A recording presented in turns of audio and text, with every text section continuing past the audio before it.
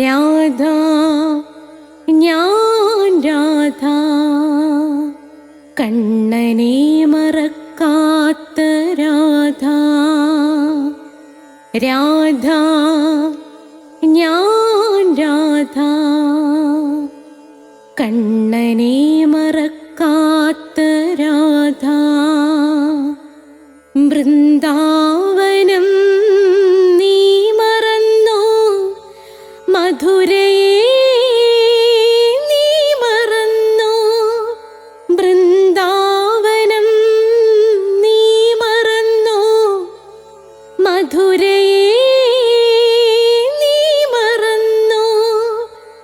രാധയെ നീ മറന്നോ, കണ്ണാ പൈക്കളെ നീ മറന്നോ. രാധയെ നീ മറന്നോ, കണ്ണാ പൈക്കളെ നീ മറന്നോ. രാധ രാധ രാധ രാധ മറന്നിട്ടും മറക്കാത്ത രാധ. മറന്നിട്ടും മറക്കാത്ത രാധ. രാധേ രാധേ രാധേ രാധേ മറന്നിട്ടും മറക്കാത്ത രാധ. മറന്നിട്ടും മറക്കാത്ത രാധ.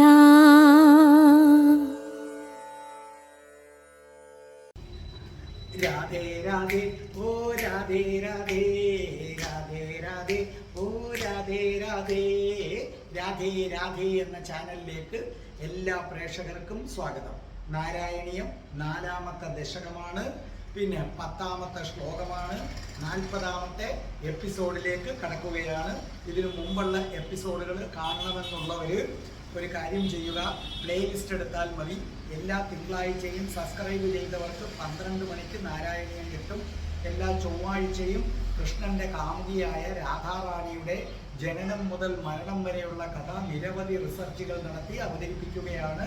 രാധയുടെ പ്രണയം 110 എപ്പിസോഡുകൾ വരെ കഴിഞ്ഞിരിക്കുകയാണ്. നിങ്ങൾ അവിടെ തൊട്ട് കാണുക, സമയം കിട്ടുമ്പോൾ ഒന്നേന്ന് കാണുക.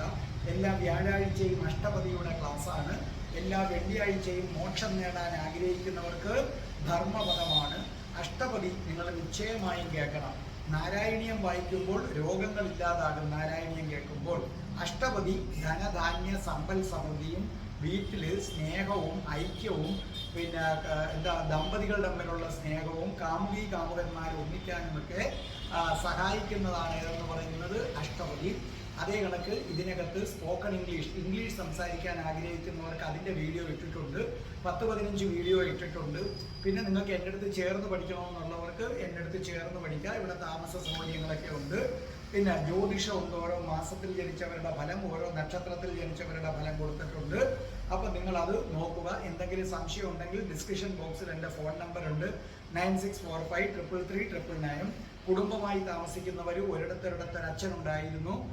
അച്ഛ പ്ലീസ് മകളെ ഒന്ന് കെട്ടിപ്പിടിക്കൂ. അഷ്ടാവക്ര ഗീത നിങ്ങൾ നിശ്ചയമായും കണ്ടിരിക്കണം. അപ്പം നമുക്ക് പ്രാർത്ഥിച്ചിട്ട് തുടങ്ങാം. ഓം മഹാഗണപതേ നമഃ. ഓം നമോ നാരായണായ. ഓം ശ്രീ രാധാകൃഷ്ണായ നമഃ. ഓം രാധായേ സ്വാഹ. രാധേ രാധേ ഓ രാധേ രാധേ രാധേ രാധേ ഓ രാധേ രാധേ രാധേ രാധേ ഓ രാധേ രാധേ രാധേ രാധേ ഓ രാധേ രാധേ രാധേ രാധേ ഓ രാധേ രാധേ രാധേ രാധേ ഓ രാധേ രാധേ. ബർസാനെ വാലി രാധാറാണി കി ജയ്. എൻ്റെ മാതാവ് രാധാറാണി കി ജയ്. എനിക്ക് സർവ്വ ഐശ്വര്യങ്ങളും വാരിക്കോരി തരുന്ന എൻ്റെ പൊന്ന് രാധാറാണി അമ്മക്ക് ജയ്. എനിക്ക് രോഗങ്ങൾ വരാതെ കാത്തുരക്ഷിക്കുന്ന രാധാറാണി അമ്മക്ക് ജയ്. എന്നെ സർവ്വ പാപങ്ങളിൽ നിന്നും മോചിപ്പിച്ചു തരുന്ന രാധാറാണി അമ്മക്ക് ജയ്. എനിക്ക് ഈ നാരായണീയം പറയാൻ ആയുരാരോഗ്യ സൗഖ്യം തരുന്ന നാരായണീയം രാധാറാണി അമ്മക്ക് ജയ്. അപ്പോൾ നമുക്ക് തുടങ്ങാം. അപ്പോൾ ഇന്നത്തെ 4-ാമത്തെ ദശകം 10-ാമത്തെ ശ്ലോകം പാടിത്തരുന്നത് നിങ്ങൾക്ക് സുപരിചിതയായി കഴിഞ്ഞ കൃഷ്ണശ്രീയാണ്. അപ്പോൾ കൃഷ്ണശ്രീ ഓൺലൈനിലൂടെ പാട്ട് പഠിപ്പിക്കുന്ന ആളാണ്. നിങ്ങൾക്ക് കൃഷ്ണശ്രീയുടെ അടുത്ത് ചേർന്ന് പഠിക്കാം. കൃഷ്ണശ്രീയുടെ ഫോൺ നമ്പർ ഞാൻ ഡിസ്ക്രിപ്ഷൻ ബോക്സിൽ കൊടുത്തേക്കും, നിങ്ങൾക്ക് ബന്ധപ്പെടാവുന്നതാണ്. അപ്പോൾ നമുക്ക് തുടങ്ങാം. അപ്പോൾ ഒരു കാര്യം ചെയ്യുക, നമ്മുടെ കൃഷ്ണശ്രീ അതിമനോഹരമായി ഹൃദയത്തിൽ തട്ടി നാരായണ ഭക്തി നിറച്ചുകൊണ്ട് മധുരമായ ശബ്ദത്തിൽ പാടുകയാണ്. കൃഷ്ണശ്രീയെ ഗുരുവായൂരപ്പനും രാധാറാണിയും അനുഗ്രഹിക്കട്ടെ. കേട്ടുകൊള്ളൂ ആ മധുരസ്വരം. ലിംഗദേഹമപി സന്ധ്യജന്നതോ ലീയത്തെ ത്വയി പരേ നിരാഗ്രഹ ഊർധ്വലോകകുതുകി തുമൂർധതാ സാർത്ഥമേവ കരണൈർനിരീയതേ.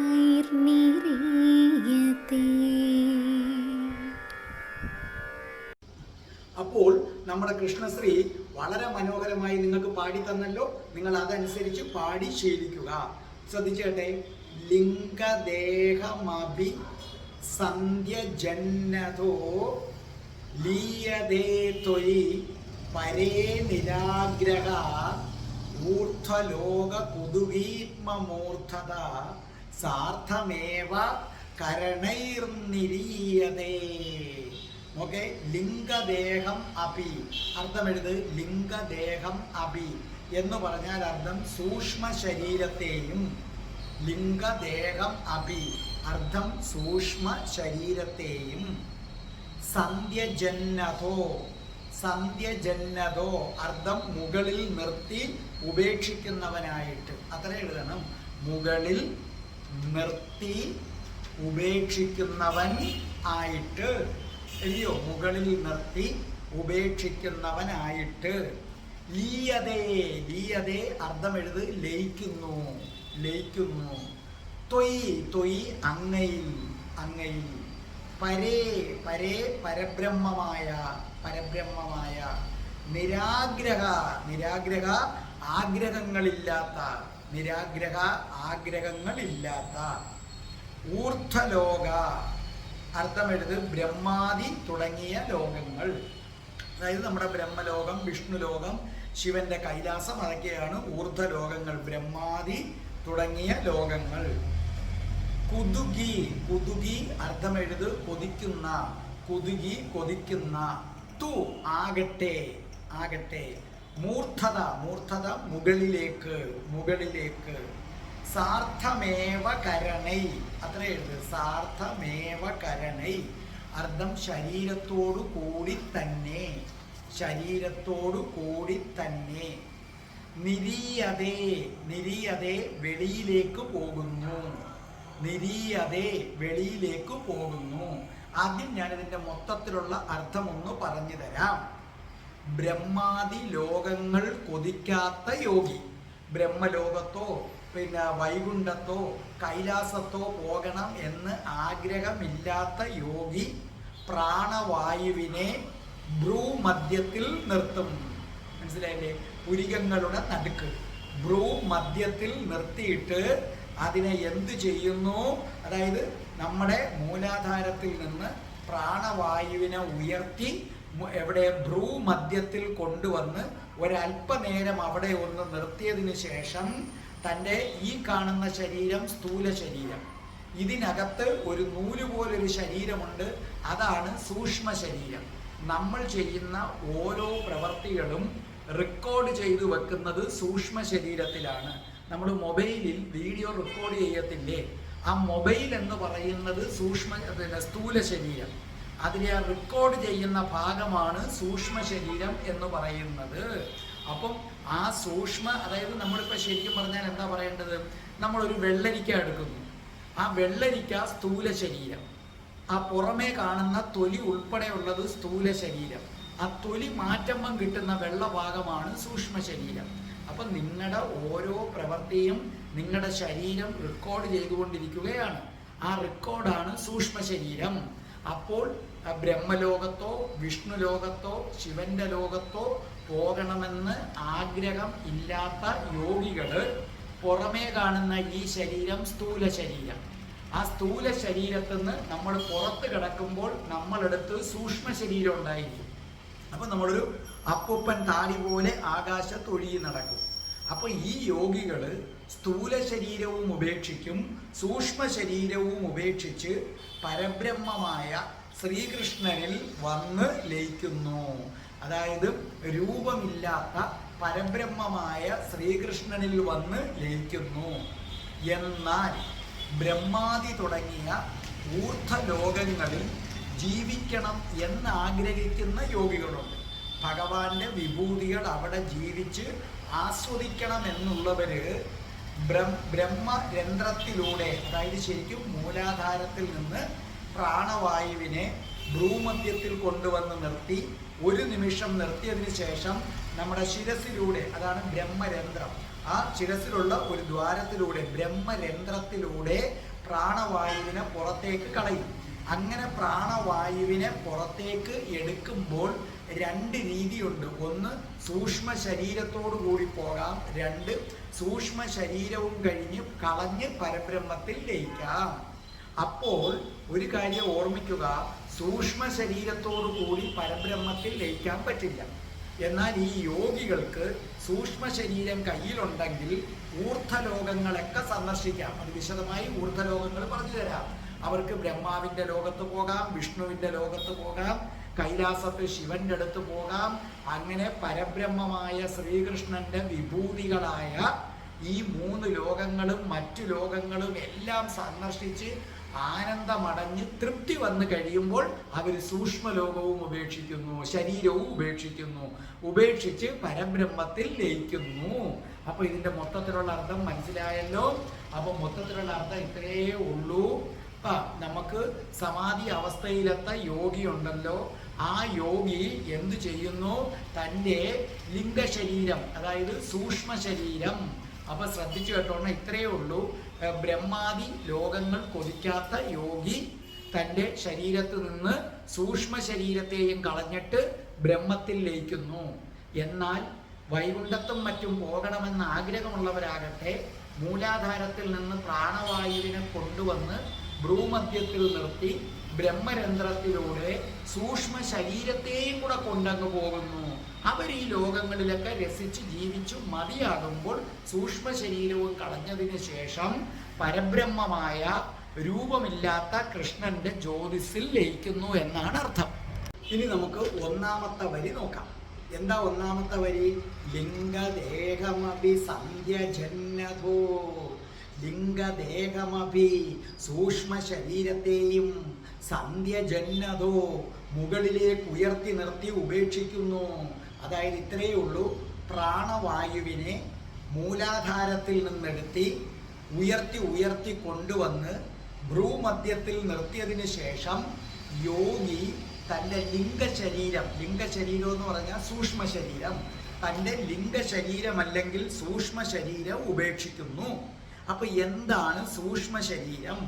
സ്ഥൂല ശരീരത്തിനകത്ത്, സ്ഥൂല ശരീരം നിങ്ങൾ കണ്ണുകൊണ്ട് കാണുന്ന ഈ ശരീരം, നിങ്ങളിപ്പോൾ വീഡിയോയിൽ എൻ്റെ ഒരു ദേഹം കാണുന്നു, ഇതാണ് സ്ഥൂല ശരീരം. ഈ ശരീരത്തിനകത്ത് എൻ്റെ ഓരോ പ്രവൃത്തികളും റെക്കോർഡ് ചെയ്തുകൊണ്ടൊരു പാട പോലത്തെ ഒരു ശരീരമുണ്ട്. അതിങ്ങനെ റെക്കോർഡ് ചെയ്തുകൊണ്ടിരിക്കുകയാണ്. ഒരു മഞ്ഞ് പടലം പോലെയാണ് അത് കാണപ്പെടുന്നത്. അപ്പോൾ എൻ്റെ ഞാൻ പുണ്യപ്രവർത്തികൾ ചെയ്യുമ്പോൾ ആ പുണ്യം രേഖപ്പെടുത്തും, ഞാൻ മോശപ്പെട്ട പ്രവർത്തികൾ ചെയ്യുമ്പോൾ ആ മോശങ്ങൾ അവിടെ രേഖപ്പെടുത്തും. അങ്ങനെ റെക്കോർഡ് ചെയ്തുകൊണ്ട് ഒരു ശരീരം നമ്മുടെ ഉള്ളിലുണ്ട്. അതിന്ന് ശാസ്ത്രവും സമ്മതിക്കുന്നതാണ്. അതിനെയാണ് സൂക്ഷ്മ ശരീരം. കാരണം അതായത് കിർലോസ് ഫോട്ടോഗ്രാഫി ഉണ്ട്, ICUവിൽ കൊണ്ടുവന്ന് ഇത് സ്ഥാപിച്ചിട്ടുണ്ട്. കണ്ണുകൊണ്ട് കാണാൻ പറ്റാത്ത കാര്യങ്ങൾ ഒപ്പിയെടുക്കുന്നതാണ്. അപ്പം യൂറോപ്പിൻ്റെ എല്ലാ ഭാഗത്തും ഇത് കൊണ്ട് എന്ന് വെച്ചിട്ടുണ്ട്. യൂറോപ്പുകാരാണ് ഇതിനകത്ത് ഭയങ്കര ഇൻട്രസ്റ്റ്. യൂറോപ്പിലെ എല്ലാ രാജ്യങ്ങളും മിക്ക ഹോസ്പിറ്റലിലും ഇത് വെച്ചിട്ട് റിസർച്ച് നടത്തുമ്പോൾ അവർ പറയുന്നത്, ഒരു വ്യക്തി മരിക്കുമ്പോൾ ഈ കിർലോസ് ഫോട്ടോഗ്രാഫി അത് ഒപ്പിയെടുക്കുന്നുണ്ട്. ഒരു വ്യക്തി മരിക്കുമ്പോൾ അയാളുടെ ദേഹത്ത് നിന്ന് പുകമഞ്ഞ് പോലെ ഒരു സാധനം ഉയർന്നു പോകുന്നതായിട്ടാണ് കാണുന്നത്. അവര് കോടിക്കണക്കിന് മനുഷ്യരുടെ മരണം എന്ത് ചെയ്തു കണ്ടതാണ്. എന്ന് പറഞ്ഞാൽ ഒരാളല്ല, യൂറോപ്പ് മുഴുവനും അവിടുത്തെ മിക്ക ഹോസ്പിറ്റലുകളിലും ഇത് വയ്ക്കുകയും അങ്ങനെ ഒരുപാട് ആളുകളുടെ മരണം കാണുകയും ചെയ്തു. ആ മരണത്തിലെല്ലാം ഒറ്റ സംഗതിയാണ് വരുന്നത്. ഏതൊരു മനുഷ്യനും മരിക്കുമ്പോൾ അവൻ്റെ ദേഹത്ത് നിന്ന് വെളുത്ത പുകമഞ്ഞു പോലൊരു സാധനം പുറത്തേക്ക് വരികയാണ്. നമ്മുടെ ഉള്ളിലുള്ള സൂക്ഷ്മ ശരീരവുമായിട്ടാണ് ഇവൻ വരുന്നത്. മനസ്സിലായല്ലോ? അപ്പം ഇനി ഒരു കാര്യം പറയുക, ഈ സൂക്ഷ്മ ശരീരത്തെയാണ് നമ്മൾ ലിംഗ ശരീരം എന്ന് പറയുന്നത്. അതായത് ശരിക്കും പറഞ്ഞാൽ പഞ്ചപ്രാണങ്ങൾ ചേർന്നതാണിത്. ഏതൊക്കെയാണ് ഈ പഞ്ചപ്രാണങ്ങൾ എന്ന് പറയുന്നത്? ശ്രദ്ധിച്ചു കേട്ടോണം. പഞ്ചപ്രാണങ്ങളും പ്രാണവായുവും കൂടെ ചേർന്നതാണ് സൂക്ഷ്മ ശരീരം. പഞ്ചപ്രാണങ്ങൾ ഏതാ? അപാനവായു, സമാനവായു, ഉദാനവായു, വ്യാനവായു. അപ്പൊ നമ്മുടെ സൂക്ഷ്മ ശരീരം എന്ന് പറയുന്നത് പഞ്ചപ്രാണങ്ങളും പ്രാണവായുവും കൂടെ ചേർന്നതാണ്. അപ്പൊ നമ്മുടെ ശരീരവും സ്ഥൂല ശരീരവും അത് തന്നെയാണ്. അപ്പൊ ഇത് ഏതൊക്കെയാണ്? അതായത് പ്രാണവായു, അപാനവായു, പഞ്ചപ്രാണങ്ങൾ ഏതൊക്കെയാന്ന് പറയുകയാണ്. പഞ്ചപ്രാണങ്ങളിൽ പെട്ടതാണ്. പഞ്ചപ്രാണങ്ങളും പ്രാണവായു എന്നല്ല, പഞ്ചപ്രാണങ്ങൾ ഏതൊക്കെയാന്ന് ചോദിച്ചാൽ 1 പ്രാണവായു, 2 അപാനവായു, 3 സമാനവായു, 4 ഉദാനവായു, 5 വ്യാനവായു. അതുകൊണ്ടാണ് നിങ്ങൾ അമ്പലത്തിലൊക്കെ കണ്ടിട്ടില്ലേ ഭഗവാൻ ആഹാരം ഇങ്ങനെ കൊടുക്കുന്നത്? ആഹാരം കൊടുക്കുമ്പോൾ ഇതാ പറയുന്ന ഓം പ്രാണായ സ്വാഹ, ഓം അപാനായ സ്വാഹ, ഓം സമാനായ സ്വാഹ, ഓം ഉദാനായ സ്വാഹ, ഓം വ്യാനായ സ്വാഹ. ഉണ്ടോ? നിങ്ങൾക്ക് വീട്ടിൽ ചെയ്യാവുന്നതേ ഉള്ളൂ. ഭഗവാൻ എന്തെങ്കിലും നിവേദിക്കണമെങ്കിൽ ഭഗവാന്റെ മുമ്പിൽ കൊണ്ടുവന്ന് ഈ ആഹാര സാധനം വെക്കുക. വെച്ചതിന് ശേഷം നിങ്ങൾ വിരൽ ശുദ്ധിയാക്കി മോതിര വിരൽ തൊട്ടതിന് ശേഷം അതിൻ്റെ പുറത്തൊന്ന് തൊട്ടതിന് ശേഷം ഇങ്ങനെ കൊണ്ടുവന്ന് ഭഗവാന്റെ ചുണ്ടിനരിയിലേക്ക് വെച്ചിട്ട് ഈ മന്ത്രം പറഞ്ഞാൽ മതി. വേണമെന്നുള്ളവർ എഴുതിയെടുത്തോ. ഓം പ്രാണായ സ്വാഹ, ഓം അപാനായ സ്വാഹ, ഓം സമാനായ സ്വാഹ, ഓം ഉദാനായ സ്വാഹ, ഓം വ്യാനായ സ്വാഹ. എന്തെങ്കിലും സംശയമുള്ളവർ എൻ്റെ അടുത്ത് ചോദിച്ചാൽ മതി. ഒരു കാര്യം, ഇതിൻ്റെ കൂടെ വേറെ ഒരുപാട് കർമ്മങ്ങളുണ്ട്. അപ്പം നമ്പൂതിരിമാരും മറ്റുള്ളവരും ഒക്കെ പറയും അതൊക്കെ ചെയ്ത് ഇങ്ങനെ ചെയ്യണമെന്നൊക്കെ പറയും. അത് നിങ്ങൾ ഗവനിക്കണ്ട. അതിങ്ങനെ പറയും, അത് ഞങ്ങൾക്ക് മാത്രം ചെയ്യണമെന്ന് വിചാരിച്ചിരിക്കുന്നതുകൊണ്ടാണ്. നിങ്ങളുടെ ഭക്തി മാത്രമാണ് ഭഗവാൻ നോക്കുന്നത്. ഈ 5 വായുവിനും നമ്മുടെ ശരീരത്ത് ഓരോ ധർമ്മങ്ങളുണ്ട്. അപ്പോൾ നിങ്ങൾക്ക് മനസ്സിലായാലും ഏതൊക്കെയാണ്? പ്രാണവായു, അപാനവായു, ആ പപ്പയ്ക്കാടപ്പ, നാദസ്വരത്തിൻ്റെ അപാനവായു, സമാനവായു, ഉദാന ദോശയുടെ ഉദാനവായു, വ്യാന നമ്മൾ വ്യാളി എന്നൊക്കെ എഴുതുന്ന വ്യാന എന്ന് പറഞ്ഞാൽ നാമത്തിൻ്റെ അപ്പോൾ വ്യാനവായു. ഒന്നാമതായിട്ട് പ്രാണവായു നമ്മുടെ ശരീരത്തിലെ ശ്വസനത്തിൻ്റെ ഉത്തരവാദിത്വം മുഴുവൻ പ്രാണവായുവിനാണ്. പ്രാണവായുവാണ് നമുക്ക് ഉച്ഛ്വാസമായും നിശ്വാസമായും വരുന്നതും നമ്മുടെ ശരീരത്തിന് ഉന്മേഷം തരുന്നതും പ്രാണവായുവാണ്. 2 അപാനവായു. ഈ അപാനവായുവാണ് വിസർജനത്തിന് സഹായിക്കുന്നത്, ആർത്തവത്തിൻ്റെ ഇതിന് സഹായിക്കുന്നത്, പ്രസവത്തിൻ്റെ കാര്യങ്ങളിൽ സഹായിക്കുന്നത്, ദഹനത്തിൻ്റെ കാര്യങ്ങളിൽ സഹായിക്കുന്നത് അപാനവായുവാണ്. അത് ശാസ്ത്രീയമായി തെളിയിക്കപ്പെട്ടതാണ്. അപ്പൊ അപാനവായുവിൻ്റെ ഉത്തരവാദിത്തങ്ങളാണ് അതൊക്കെ. വിസർജനം, ആർത്തവം, പ്രസവം, ദഹനം. നമ്മൾ എന്താ പറയും, ഗ്യാസ് ഇളകി എന്നൊക്കെ നിങ്ങൾ പറയത്തില്ലേ? ഈ ഗ്യാസ് പലതരത്തിലുണ്ട്. ഇപ്പം നിങ്ങൾ വിസർജനം, ഗ്യാസ് അങ്ങോട്ട് ഇളകിയിട്ട് ഈ ഗ്യാസ് വന്നിട്ട് നമ്മുടെ എയ്നസ് അഥവാ മലദ്വാരത്തിൽ വന്നങ്ങോട്ട് പ്രഷർ ചെലുത്തി കഴിഞ്ഞാൽ വലിയ പാടാണ്. പിന്നെ യൂറിൻ പോകാനോ അല്ലെങ്കിൽ മോശം പോകാനോ ഒക്കെ പാടാണ്. അവിടെ നിങ്ങൾക്ക് വേദനയും അനുഭവപ്പെടാറുണ്ട്. അപ്പം ഗ്യാസ് എന്ന് നമ്മൾ വിളിക്കുന്ന കാര്യങ്ങൾ ഈ 5 തരത്തിൽപ്പെട്ട സാധനത്തെയാണ് നിങ്ങൾ ഗ്യാസ് എന്ന് വിളിക്കുന്നത്. പിന്നെ സമാനവായുവാണ് ദഹന പ്രക്രിയയും പോഷകങ്ങളെ ആഗിരണം ചെയ്യാനും സഹായിക്കുന്നു. അപ്പം നിങ്ങൾ ആപ്പിൾ കഴിച്ചാൽ ആപ്പിളിലെ വൈറ്റമിൻസ് ഒക്കെ ആഗിരണം ചെയ്തെടുക്കുന്നത് സമാന വായുവാണ്. അങ്ങനെ ആഗിരണം ചെയ്തിട്ട് ഈ പോഷകം ശരീരം മുഴുവൻ ഇവൻ വിതരണം ചെയ്യും. അങ്ങനെ ഊർജം വിതരണം ചെയ്യുന്ന ആളാണ് ആരെന്ന് പറയുന്നത് ഈ സമാന വായു. അപ്പൊ സമാന വായു പോഷകാംശങ്ങൾ വലിച്ചെടുത്ത് ശരീരം മുഴുവനും എത്തിക്കും, ദേഹം മുഴുവനും നമ്മുടെ എനർജി വിതരണം ചെയ്യും. ഇനി ഉദാനനാണ്. ഉദാനവായു നമ്മുടെ സംസാരം, നമ്മുടെ ശബ്ദ രൂപീകരണം, നമ്മൾ പരസ്പരം ആശയം വിനിമയം ചെയ്യുന്നത്, ഇതൊക്കെ നമുക്ക് കഴിയുന്നത് ഉദാനൻ എന്ന് പറയുന്ന വായു ഉള്ളത് കൊണ്ടാണ്. ഇത് നമ്മുടെ ശരീരത്തുള്ള ഊർജത്തിൻ്റെ മുകളിലേക്കുള്ള പ്രവാഹമാണ്. ചില സമയത്ത് ഇങ്ങനെ ഗ്യാസ് മുകളിലേക്ക് കയറി വരുന്നെന്ന് പറയത്തില്ലേ, അത് ഉദാനനാണ്. ഈ ഉദാനൻ ഉള്ളത് കൊണ്ടാണ് എനിക്കിപ്പം നിങ്ങളോട് സംസാരിക്കാൻ സഹായിക്കുന്നത്. ആ ഉദാനൻ നിന്നാൽ സംസാരം നിൽക്കേണ്ടി വരും. ധ്യാനവായു എന്ന് പറഞ്ഞാൽ നമ്മുടെ രക്ത ഓട്ടം നിയന്ത്രിക്കുന്നത്, നമ്മുടെ ചൈതന്യം നിയന്ത്രിക്കുന്നത്, നമ്മുടെ പ്രാണൻ എല്ലാ കോശങ്ങളിലും അവയവങ്ങളിലും എത്തുന്നുണ്ടോ എന്ന് ഉറപ്പ് വരുത്തുന്നത്. മനസ്സിലല്ലേ? നമ്മുടെ രക്ത ഓട്ടം നടത്തുന്നത്, നമ്മുടെ ചൈതന്യം പ്രവർത്തിക്കുന്നത്, നമ്മുടെ പ്രാണൻ, നമ്മുടെ ശ്വാസങ്ങൾ, അതായത് നമ്മുടെ പ്രാണൻ എല്ലാ അവയവങ്ങളിലും എത്തുന്നുണ്ടോ എന്ന് ഒരു കമ്പ്യൂട്ടർ പോലെ നിന്ന് ഉറപ്പ് വരുത്തുന്ന ആളാണ് ആരെന്ന് പറയുന്നത് ഈ ഒടുവിൽ പറഞ്ഞിരിക്കുന്ന ധ്യാനവായു എന്ന് പറയുന്നത്. അപ്പൊ ഇതിൽ പറയുന്നു, സൂക്ഷ്മ ശരീരത്തിൽ കെട്ടപ്പെട്ട ജീവാത്മാവിന്, അതായത് സൂക്ഷ്മ ശരീരം ഉപേക്ഷിക്കാൻ തയ്യാറാകുന്നില്ല എങ്കിൽ അവർക്ക് സ്വർഗലോകത്ത് പോകാം, ബ്രഹ്മലോകത്ത് പോകാം, വൈകുണ്ഠത്ത് പോകാം, കൈലാസത്തിലെത്താം. അവിടെയൊക്കെ വൈകുണ്ഠത്ത് ചെന്ന് ഭഗവാൻ മഹാവിഷ്ണുവുമൊത്ത് ആനന്ദിക്കാം, കൈലാസത്ത് ചെന്ന് ശിവനുമായിട്ടൊക്കെ ആനന്ദിക്കാം. അങ്ങനെ ആനന്ദിച്ച് നിങ്ങൾക്ക് ആ ആഗ്രഹം എപ്പോഴാണോ നിങ്ങൾക്ക് ശമിക്കുന്നത്, ആ ശമിക്കുമ്പോൾ അവിടുത്തെ ഏതെങ്കിലും മൂർത്തിയിലേക്ക്, ഇപ്പൊ ഉദാഹരണമായിട്ട് നിങ്ങൾ വൈകുണ്ഠത്ത് സൂക്ഷ്മ ശരീരവുമായി ചെല്ലുന്നു, ഭഗവാനുമൊത്ത് അവിടെ വൈകുണ്ഠത്ത് ആനന്ദം അനുഭവിക്കുന്നു. അപ്പൊ അവിടെ വെച്ച് നിങ്ങൾക്ക് മനസ്സിലാകും അതിലും വലിയൊരു ആനന്ദമുണ്ടെന്ന്. അപ്പൊ നിങ്ങൾക്ക് സൂക്ഷ്മ ശരീരം കളഞ്ഞിട്ട് മഹാവിഷ്ണുവിൽ പോയി ലയിക്കാം. അതല്ല കൈലാസത്തിൽ എന്നിട്ടാണെങ്കിൽ നിങ്ങൾക്ക് ശിവനോട് താല്പര്യം ഉണ്ടെങ്കിൽ ശിവനിൽ പോയി ലയിക്കാം, അല്ലെങ്കിൽ ബ്രഹ്മാവിൽ പോയി ലയിക്കാം. ഇതൊന്നുമല്ല എന്നുണ്ടെങ്കിൽ സാക്ഷാൽ പരബ്രഹ്മം എന്ന ശ്രീകൃഷ്ണന്റെ ജ്യോതിസിൽ പോയി ലയിക്കാം. ഇതാണ് ഒന്നാമത്തെ ലിംഗദേഹമഭി എന്നതിൻ്റെ അർത്ഥം. ലിംഗദേഹം മനസ്സിലായല്ലോ, സൂക്ഷ്മ ശരീരം എന്നാണ് അർത്ഥം. അപ്പോൾ ഇനി രണ്ടാമത്തെ വരിയിലേക്ക് നമുക്ക് വരാം. ലീയതേ ത്വയി പരേ നിരാഗ്രഹ.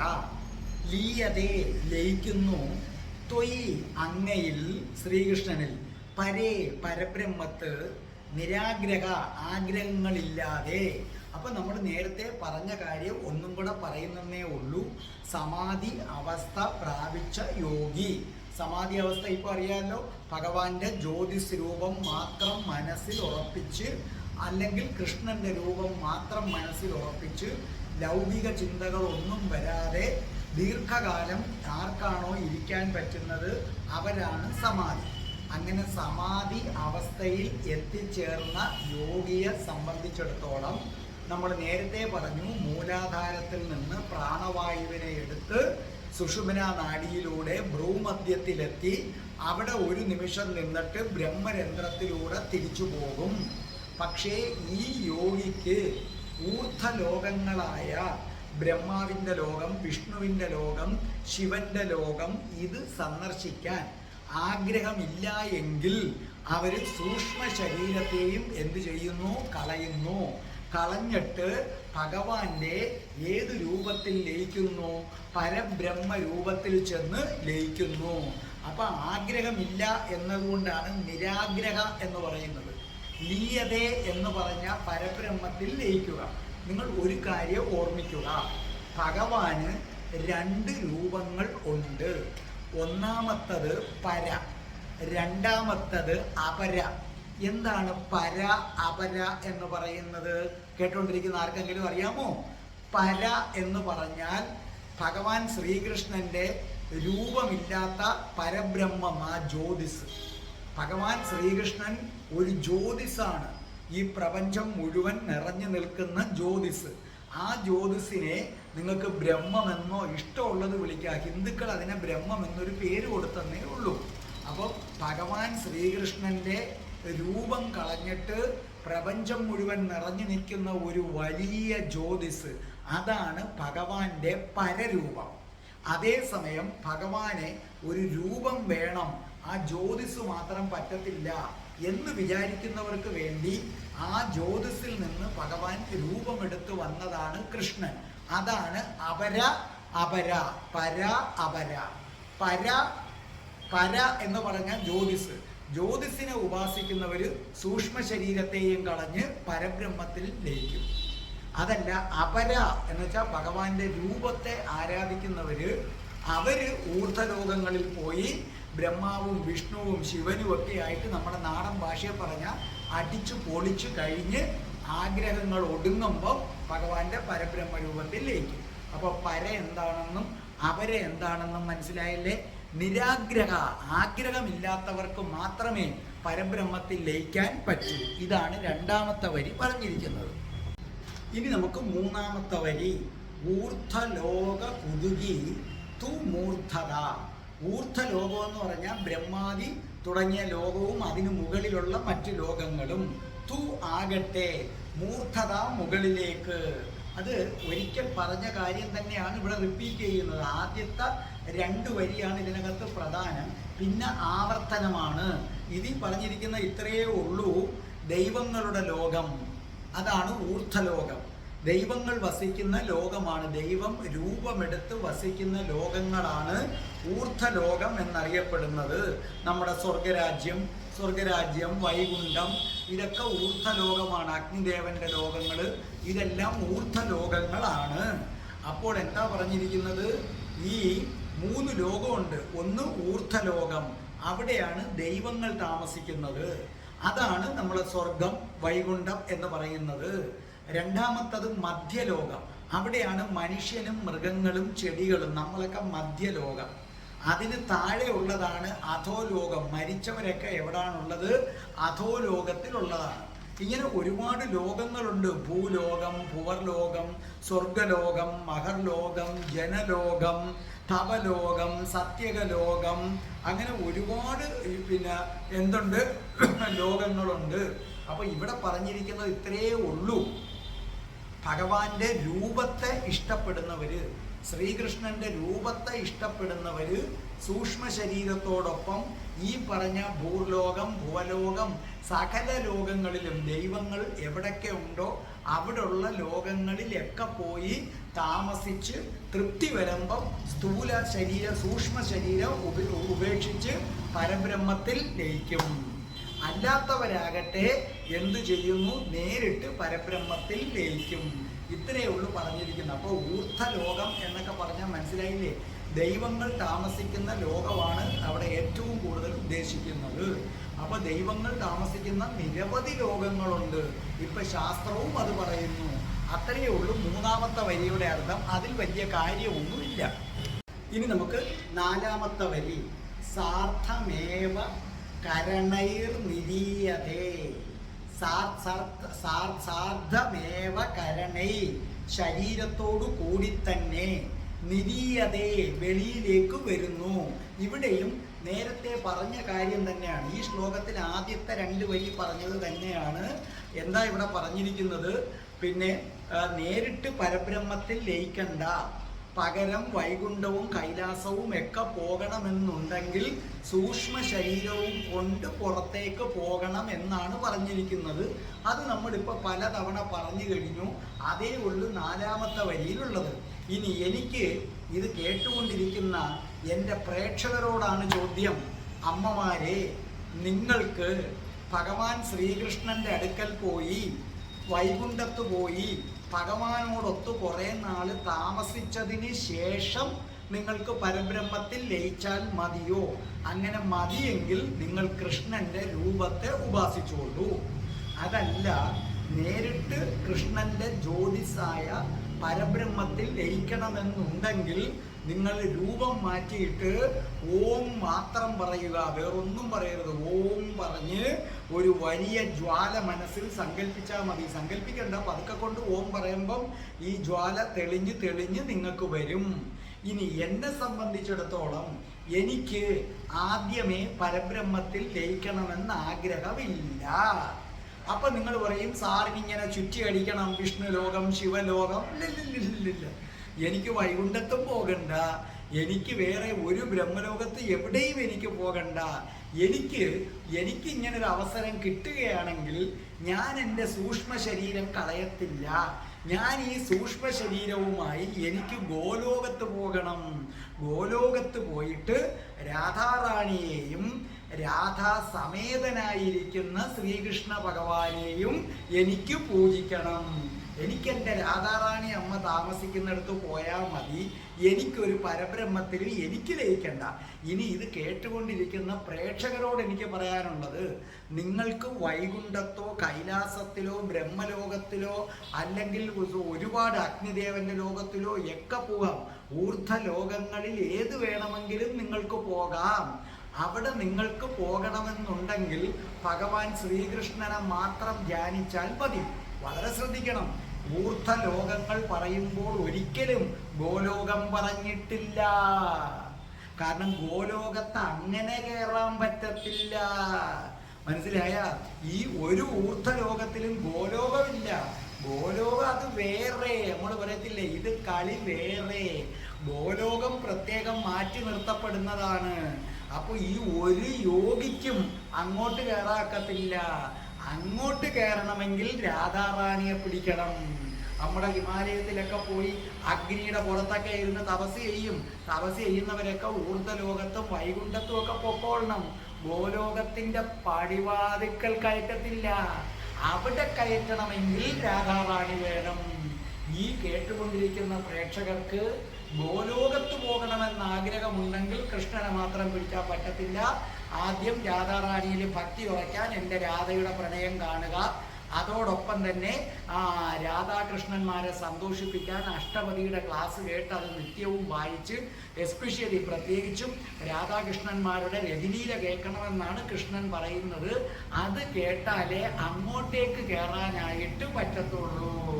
നിങ്ങൾ ഹരേ രാമ രാമ രാമ ഹരേ ഹരേ, ഹരേ കൃഷ്ണ കൃഷ്ണ കൃഷ്ണ ഹരേ ഹരേ ഇത് ജപിച്ചുകൊണ്ട് ഗോലോകത്ത് കയറാമെന്ന് വിചാരിക്കേണ്ട. ബാക്കി ലോകത്തൊക്കെ പോകാം. ഇതും ലഭിച്ചുകൊണ്ട് നിങ്ങൾക്ക് ബാക്കി ലോകത്ത് പോകാം. അതുകൊണ്ട് ഇത് കേട്ടുകൊണ്ടിരിക്കുന്നവരെ, നിങ്ങൾക്ക് ഗോലോകത്ത് വരാൻ ആഗ്രഹമുണ്ടെങ്കിൽ, എനിക്ക് ആഗ്രഹമുണ്ട്, എനിക്ക് ഗോലോകത്ത് പോയാൽ മതി. എനിക്ക് ഈ പറഞ്ഞ ഊർധ്വലോകത്തും പോകണ്ട, എനിക്ക് വൈകുണ്ഠത്തും പോകണ്ട, എവിടെയും പോകണ്ട. എനിക്ക് എൻ്റെ രാധാറാണി ഇരിക്കുന്ന ഗോലോകത്ത് പോകണം. അങ്ങനെ പോകണമെങ്കിൽ ഇത് കേട്ടുകൊണ്ടിരിക്കുന്ന അമ്മമാരെ, ഹരേ രാമ രാമ രാമ ഹരേ ഹരേ, ഹരേ കൃഷ്ണ കൃഷ്ണ കൃഷ്ണ ഹരേ ഹരേ പോരാ.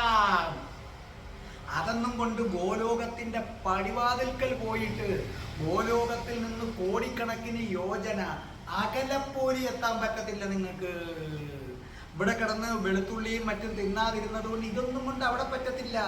അവിടെ നിങ്ങൾക്ക് വേണമെങ്കിൽ ചൊല്ലിക്കോളണം, രാധേ കൃഷ്ണ കൃഷ്ണ കൃഷ്ണ രാധേ രാധേ, രാധേ ശ്യാം ശ്യാം ശ്യാം രാധേ രാധേ, രാധേ കൃഷ്ണ കൃഷ്ണ കൃഷ്ണ രാധേ രാധേ, രാധേ ശ്യാം ശ്യാം ശ്യാം രാധേ രാധേ, രാധേ കൃഷ്ണ കൃഷ്ണ കൃഷ്ണ രാധേ രാധേ, രാധേ ശ്യാം ശ്യാം ശ്യാം രാധേ രാധേ, രാധേ രാധേ ഓ രാധേ രാധേ, രാധേ രാധേ ഓ രാധേ രാധേ, രാധേ രാധേ ഓ രാധേ രാധേ, രാധേ രാധേ ഓ രാധേ രാധേ, രാധേ രാധേ ഓ രാധേ രാധേ, രാധേ രാധേ ഓ രാധേ രാധേ. ഓം ശ്രീം ഹ്രീം ക്ലീം ഐം രം രാസേശ്വരി രാധികായേ സ്വാഹ.